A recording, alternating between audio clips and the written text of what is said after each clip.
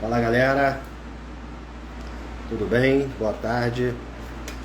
A gente vai começar mais uma live aí. Vamos aí tentar ir ajustando aí a... Oi Juju. Oi Antônio. Fala Fabiola. Tudo bem? Vamos deixar a galera dar uma entradinha aí. Vou já adicionar aqui o Antônio. E aí a gente já começa. Fala Catarina, beleza? Oi André.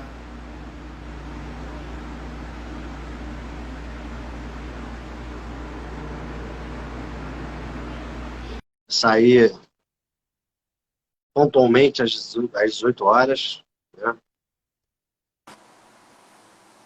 Fala Antônio, Opa, beleza?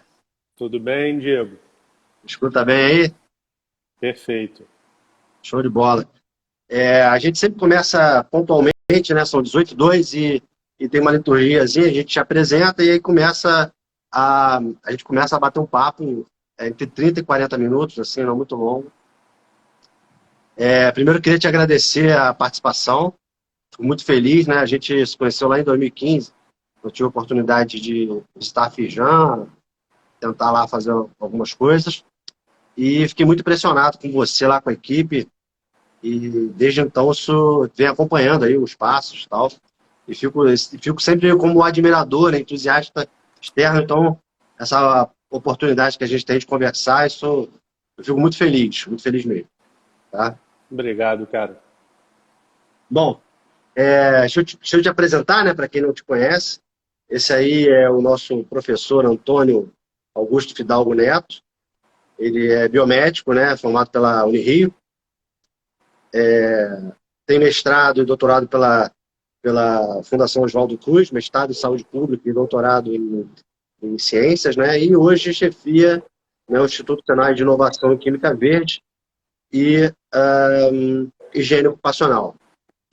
E hoje a gente vai falar sobre química verde, que é um assunto super interessante. Eu vi uma apresentação sua no YouTube e eu fiquei muito impressionado com as possibilidades. Na verdade, a inovação do futuro, né, de maior impacto, né, tirando a tecnológica de eletrônicos, né, ela mora na química verde. E, e aí a gente abriu um conjunto de perguntas, eu tinha as minhas perguntas, mas a galera fez tanta pergunta maneira, assim, simples e ao mesmo tempo complicada, que eu vou fazer essas perguntas, né. A primeira eu queria que você pudesse definir para a gente, rapidamente, o que é a química verde, assim. Tem uma grande controvérsia, até no próprio CRB, por exemplo, a galera tem uma dificuldade de definir hoje o que é química verde. Inicialmente, Diego, obrigado aí pelo convite. Fique sabendo que a admiração é mútua. Você teve a oportunidade de nos conhecer exatamente quando a gente estava sendo no final do planejamento do nosso instituto, né? A inauguração foi no começo em 2016.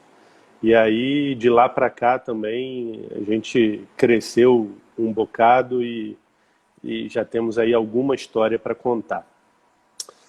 A química verde, ela se baseia nos conceitos da sustentabilidade, praticamente como resultado da evolução, quando eu falo evolução, de repente, não darwiniana, né, evolução do homem em relação à produção de conhecimento, e isso é, de certa forma, recente. A gente vem falando em química verde desde a década de 90, de repente, basicamente quando aqueles efeitos de substâncias químicas sobre o ambiente e o homem começaram a ficar mais aparentes, né? Por mais que a gente não considere isso uma coisa razoável, a gente está falando de década de 90, mas aqueles efeitos e aquelas ações consistentemente conhecidas, elas são, de certa forma, recentes. Eu vim pensando aqui em alguns exemplos para dar para o pessoal, para tentar ser aí o mais didático possível. Cigarro, fumar. não tem tanto tempo que as pessoas têm convicção e certeza que o fumo é uma coisa prejudicial. Década de 20, 30, 40, as pessoas fumavam até em hospitais. Em avião, né, em voos comerciais, era permitido o fumo. Então, à medida que esse conhecimento foi se tornando mais substanciado, houve, obviamente, a necessidade da gente sistematizar isso, e a Química Verde é essa sistematização. É a utilização, é bem abrangente, não só da química, porque a química per se é muito transversal, mas do uso seguro de substâncias químicas, de processos, produtos e assim por diante. Tem um termo que é usado aí já há bastante tempo, mas vem ganhando força, que é a toxicidade ambiental, né? Eu lembro que eu dava aula na Unirio, genética, e durante 2 anos dei aula de genética na Unirio, biologia molecular, e eu lembro que o interesse dos alunos era particularmente a toxicidade ambiental, ou seja, a relação do ambiente com o indivíduo e o tipo de relação, né, química, física ou biológica, ela podia modificar a base genética, que era o nosso foco na ocasião, e, consequentemente, levar uma doença, enfim, uma senescência, envelhecimento, etc. Mas no teu caso específico, tem uma pergunta muito interessante aqui que quis saber sobre... É mais abrangente, né? Na verdade, tem a ver um pouco com o processo, tem a ver com um pouco de desenvolvimento de produto e melhoria de processo. Como é que é? O nosso assunto específico é pesquisa aplicada, né? A Química Verde, ela é, como eu falei, além de transversal, muito abrangente, mas o nosso negócio em si é pesquisa aplicada. Então, significa, em termos mais objetivos, em levar tanto processo ou produto que tenha, ou que alcance alguns critérios de sustentabilidade. Até mesmo, eu diria que hoje, né, o conceito de sustentabilidade, ou até da própria Química Verde, ele passa pela, por exemplo, sustentabilidade econômica financeira. Então, a ideia é que a gente leva, através da pesquisa aplicada, a Química Verde. E no caso do Senai, especialmente para as indústrias, né? Essa é uma curiosidade, né? Assim, a produção ela está sempre relacionada com o custo, né? E aí a água custa caro. Cada vez mais é um bem que vai ser muito racionado e provavelmente em ordem crescente de racionalização. E a gente sabe que a indústria usa água, independente da indústria, ela sempre usa muita água. E usa também solvente orgânico, que é absolutamente tóxico. Então, assim, do jeito que você falou, eu já imaginei esses dois solventes, né, como um processo, água e um solvente orgânico, um xilol, sei lá, um metanol, algo que possa ser reduzido. Então, é sobre isso que você fala, né? O Senai ele tem o objetivo de encaixar a sustentabilidade e a diminuição de custos durante a formação dos processos, é isso? É exatamente isso, Diego. E eu vou inserir uma terceira variável. Você falou de água e solvente. Se a gente pensa em energia elétrica, a gente está falando da mesma coisa, né? Água, por exemplo, imagina uma indústria de cosmético que já utiliza grande quantidade de água e ela precisa tratar essa água, né? Se a gente pensa num frasquinho de shampoo, a grande maioria daquilo ali é água e não é qualquer água. Então tem, dependendo da localização dessa indústria, até processos de osmose reversa, coisas assim que encarecem de muito esse processo, elas têm que lançar mão. Então, se eu consigo ser mais eficiente, se eu consigo uma tecnologia para baratear esse tratamento, ou alguma tecnologia para a gente utilizar menos água, na verdade a Química Verde, se a gente pensar bem, ela não está restrita somente ao processo, ela pode estar relacionada a um modelo de negócio. Não sei se vocês já ouviram falar, a gente está discutindo a participação num edital onde não é mais produzido sabão em pó, nem na forma líquida, nem na forma daquele pó em caixa, né? São fitas O áudio tá ruim. Não tô escutando. É que tocou meu telefone, eu Ah, tá. cancelei aqui. Vocês voltaram a escutar? É, Mas o sabão em pó em fita, como é que foi? o sabão ele fica aderido a fitinhas de papel e você coloca essa fita dentro da máquina de lavar. Então, na Ah, verdade, você maneiro. está diminuindo logística, porque você não precisa mais vender o sabão em pó com aquele volume, ou você está diminuindo o consumo de água. Então, na verdade, junto aí da tecnologia em si, você tem um modelo de negócio diferente, né? Um outro exemplo que eu acho bastante emblemático, eu não sei qual é o perfil aí da sua audiência, Diego, mas eu vou dar exemplos aí da indústria química e um pouquinho Aqui, para lá, um pouquinho aqui para cá. a gente tem aqui basicamente os alunos de biologia, farmácia e tem alguns professores aqui universitários, né, da UFRJ, biólogos e tal. Estou vendo aqui mais ou menos, Legal. né? A galera aí da bioquímica.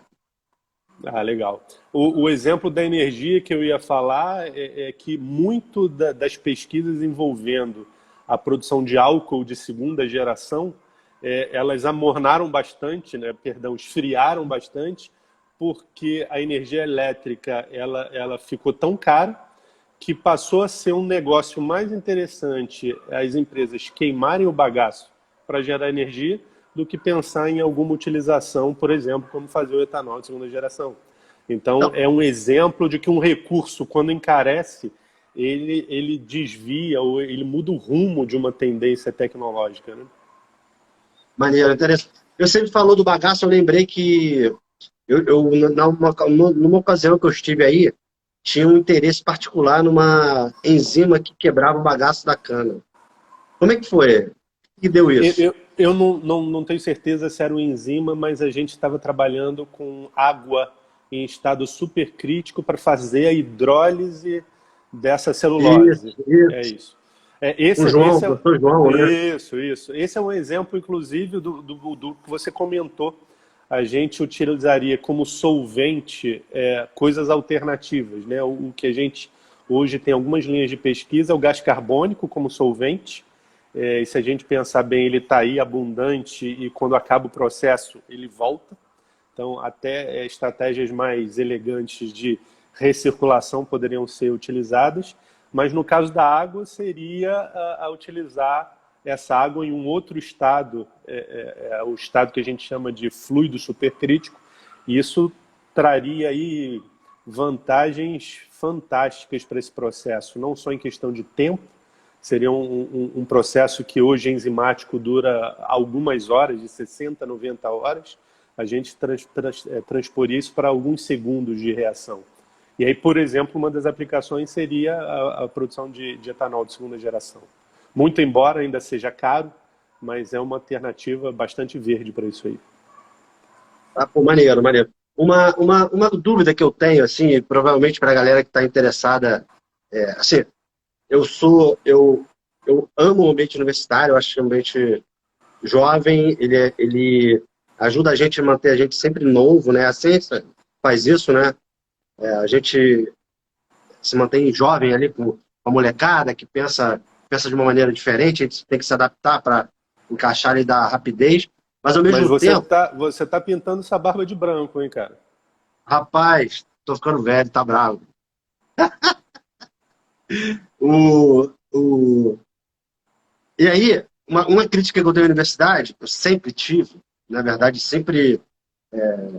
eu sempre vi isso, assim, com muita tristeza, é que a universidade, ela seja na graduação, seja na pós-graduação, na grande maioria dos casos, ela ensina o aluno de costa para o mercado. Ela não dá ela meio que doutrina o aluno para seguir o mestrado, doutorado, para ficar ali naquele meio produzindo artigo. E isso sempre me incomodou, porque eu queria experimentar um pouco dessa vida aí fora, né? Mas ao mesmo tempo sabia que eu não tinha o conhecimento suficiente. Acabei fazendo mestrado, doutorado, pós-doc e tal, eu segui o fluxo normal e tive a oportunidade de conhecer vários centros, ter negócios, visitar a Fijan, visitar várias indústrias, né? Vários empreendimentos. E aí, igual a mim, eu descobri que tem uma legião de pessoas com essa mesma percepção da universidade. E aí essa pergunta eu queria fazer meio que representando essa galera. É o seguinte, a galera que tem algumas ideias ou pensa em fazer uma startup de negócios, etc., e quer testar um processo. Como é que funciona esse hub de inovação que vocês têm, onde vocês pegam um processo no meio, vocês começam com uma ideia, ou uma ideia que já está acabada, vocês melhoram aquele acabamento. Como é que é? Como é que no decurso entre hipótese, estratégia de montagem e desenvolvimento do produto, em que passo vocês entram nisso aí? Cara, a sua pergunta, eu poderia ficar aqui 40 horas respondendo, né? Ela, ao mesmo tempo que é instigante, ela tem uma complexidade grande. Inicialmente, eu concordo contigo em relação à nossa formação acadêmica hoje, muito embora eu acho também que o papel da universidade, não na formação, mas na pesquisa básica, é essencial. E qualquer país que não tenha isso é um país que não produz conhecimento, não produz tecnologia. Mas a gente tem que pensar também numa dissociação, por mais sensível que seja, entre essa necessidade de produção da ciência básica, também com a formação de pessoal com massa crítica significativa. E essa massa crítica ela poderia também ser muito bem dividida para que ela retorne para a pesquisa básica ou para que, de fato, ela acelere a nossa economia através da tecnologia, né? E aí eu acho, e assim, tentando com muita humildade falar, o projeto dos institutos Senai de inovação, eles vêm exatamente para ocupar esse espacinho aí. Seria uma forma da gente pegar o que a academia produz de base, que é essencial, e tentar aplicar isso para a indústria. E aí, tanto o apoio a uma grande indústria, como também a esse pessoal que está saindo da universidade, isso também é bastante possível. Então, assim, eu vou falar hoje pelo meu pessoal, né, o meu time de pesquisadores lá. Para você ter uma ideia, a gente... Na época que nós conhecemos, tínhamos lá 3 ou 4 pessoas. Hoje a gente está com quase 50, entre 40 e 50, porque eu flutuo um pouco com o meu pessoal bolsista. E a grande maioria não, 100% deles veio da academia. São recém-doutores ou alguns fazendo doutorado. E ninguém chegou pronto. Ninguém chegou pronto. O que seria uma pessoa pronta nesse ponto de vista? Seria uma pessoa que fosse capaz de enxergar a ciência como negócio. A ciência é capaz de ser apresentada para uma indústria e essa indústria perceber valor nesse produto científico. Então, essa é uma formação que eu faço para 100% das pessoas que entram lá no meu time. Acabei de ver aqui que alguns entraram, eu vi aí o Thiago, a Giovana, a minha filha entrou aí também, vi uma ex-colega lá da Unipli, bom falar de novo contigo, isso. E a ideia é que essa formação, de fato, a gente não tem na universidade, mas existe hoje essa possibilidade, né? Esse instituto, na verdade é uma rede de 27 institutos, um instituto de pesquisa aplicada privado. Então, a ideia é exatamente dar esse olhar que você comentou aí, Diego. Muito embora eu acho que a gente, como universidade, tinha que tentar dar uma mexida nisso aí e passar a formar esse pessoal com essa visão. Eu acho que a galera nova... É inconcebível. A galera nova está mudando. Está mudando. Assim, eu vejo com muita clareza. Assim, é óbvio que algumas pessoas elas têm elas carregam ainda o mesmo padrão aí do passado, mas eu acho que tem uma galera nova pensando muito em inovação. Kit, diagnóstico, desenvolvimento de melhoramento de processo, melhoramento de produto, Enfim, tem várias lacunas, né, que precisam ser preenchidas. Às vezes, parte de processo precisa de um produtinho. Sei lá, esse produtinho é carérrimo, na síntese aí de, sei lá, biofarma. A galera está fazendo, está tentando fazer. Eu vejo isso e acho que fico muito feliz, né? Mas não é a praxe, não é a massa não está fazendo isso. É Mas, isso. Se a gente pensar bem, é inconcebível o sujeito numa faculdade tem bioquímica 1, 2, 3, 4, 59, mas não tem nada, por exemplo, voltado a o que é um modelo de negócio, né? O que é você pensar num retorno sobre o investimento. Toda essa parte de business mesmo é muito, ainda somos muito carentes na formação. É complicado. eu acho que em alguns casos até tem uma cultura do é feio ganhar dinheiro, né? Mas isso é outro assunto. Mas acabou que, assim, se eu tenho uma ideia de processo, de um produto, por exemplo, eu desenvolvi, por exemplo, um kit para fazer, sei lá, cariótipo. Vocês conseguem ajudar a gente a fazer esse cariótipo? Ou se você tiver só uma hipótese, será que eu consigo? Bem, Diego, objetivamente, o que a gente tem lá, né? A gente tem uma equipe, a gente tem um grupo de pessoas, na verdade, nenhum especialista em todos os assuntos, mas pessoas muito interdisciplinares, né? Sob o ponto de vista científico, são pessoas que conseguem transitar em várias áreas. Um parque de equipamentos muito, muito, muito robusto. Eu diria que a gente aí muitas vezes tem equipamentos únicos no Brasil, por exemplo. E, por outro lado, ainda o modelo mental de negócio e também a possibilidade de vários fomentos, né? O próprio Senai ele tem uma série de editais. Hoje nós somos uma unidade, não sei se todos conhecem, Embrapi. Embrapi é uma organização social, a empresa brasileira de pesquisa e inovação industrial. Ela já aporta um recurso mínimo de 1/3 do valor total de um projeto. Existe uma parceria da Embrapi com o Sebrae para Fundo pequenas perdido? empresas. Esse 1/3 é a fundo perdido. A empresa tem que dar uma contrapartida de, no mínimo, 1/3.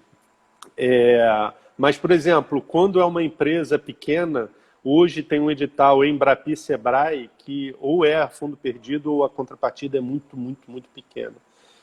Eu posso falar o seguinte, se alguém tiver interesse, pelo menos o cafezinho lá com a gente está garantido e uma boa discussão em relação à ideia. Se o cara é um professor pardal louco, eu vou fugir dele, eu não vou atender mais o telefone. Mas todos os casos aí são possíveis e sempre bem-vindos. Maneiro, maneiro. E sobre a patente, cara? Isso provavelmente era uma patente. Como é que se reparte? Como é que é a assessoria jurídica para isso?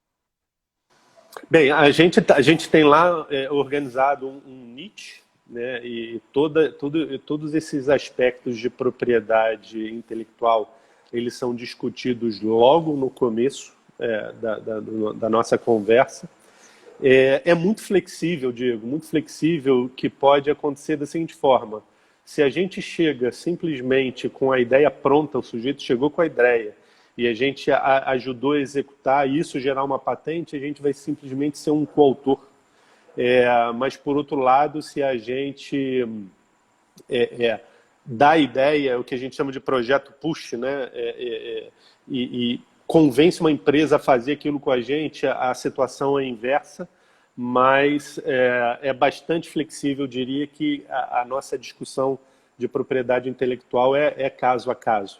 Inclusive, temos 2 exemplos da gente mesmo submeter a patente, arcar com esses custos. Obviamente, a gente, nessa negociação, houve a discussão de royalties, mas até mesmo a submissão, a escrita, a busca de anterioridade, fica por nossa conta, né? Mas tudo é possível.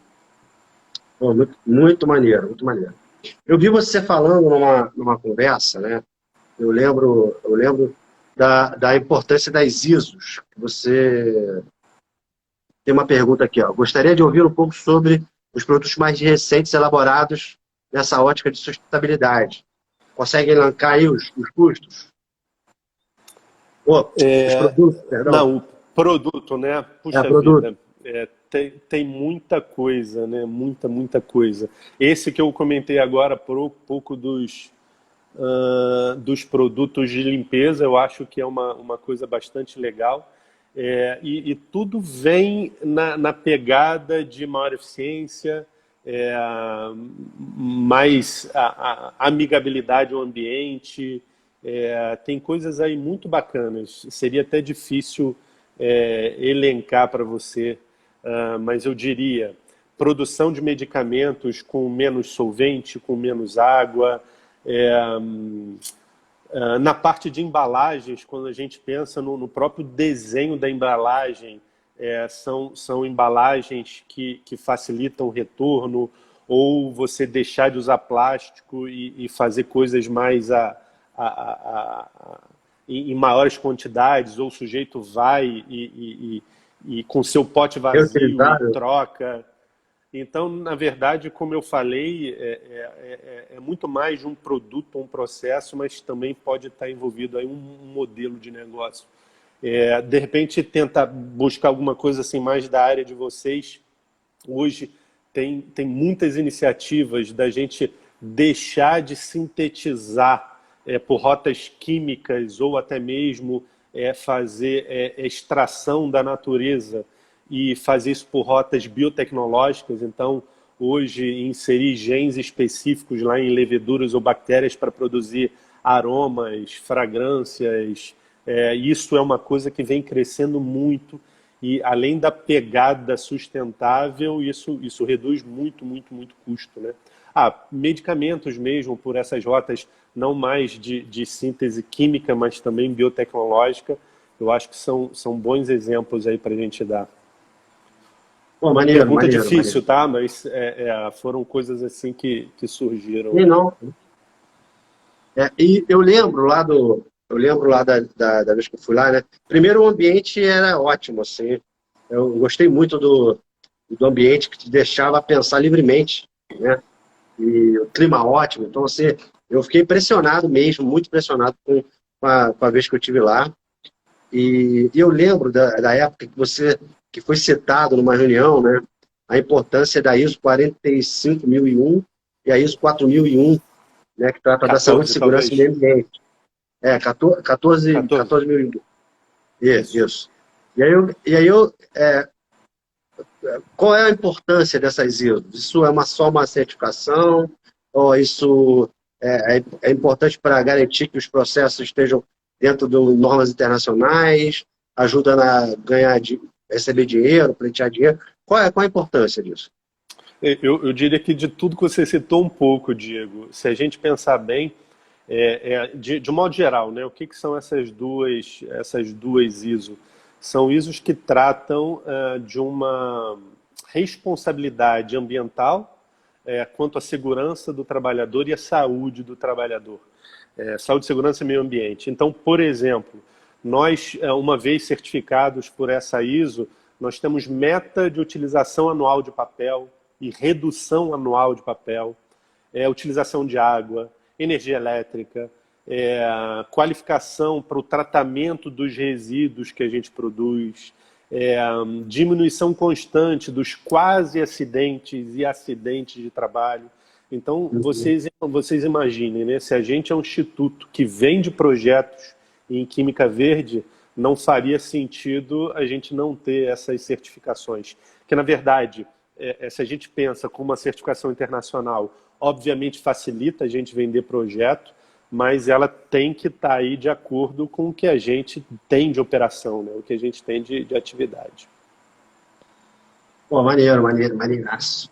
Ó, já vou te falar que eu Embora tô. seja muito difícil, tá? É uma chateação você não só conseguir essas duas ISOs, mas também ter a manutenção delas. Para vocês terem uma ideia, a gente tem uma equipe hoje lá de 3 guerreiras que são responsáveis foram responsáveis conosco pela certificação e pela manutenção, tá? Imagina, responsável técnico sofre muito. Sofre para botar todo mundo na regra, né? Educar todo É mundo. isso. O início é difícil, mas depois é ótimo. E aí, cara, a proposta é a gente ser rapidinho, né? 30 minutinhos, e a gente já alcançou esses 30 minutinhos. Eu queria te dar um take-home message aí, o que você deixa para a galera aí. E segundo, dizer que assim que acabar essa pandemia, que a gente tiver mais. Não aguento mais falar nisso, não sei, essa história de coronavírus.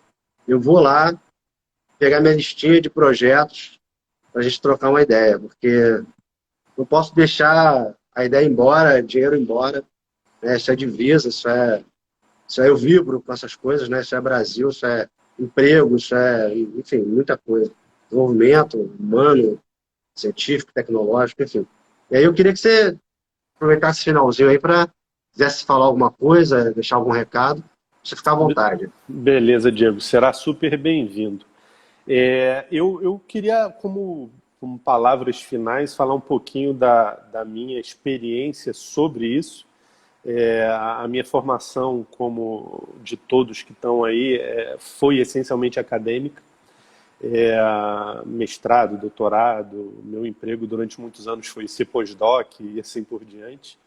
Mas quando eu conheci esse projeto do Senai, realmente isso foi transformador, porque eu comecei a ver aplicação, né? Eu comecei a entender que aquilo tinha de fato utilidade.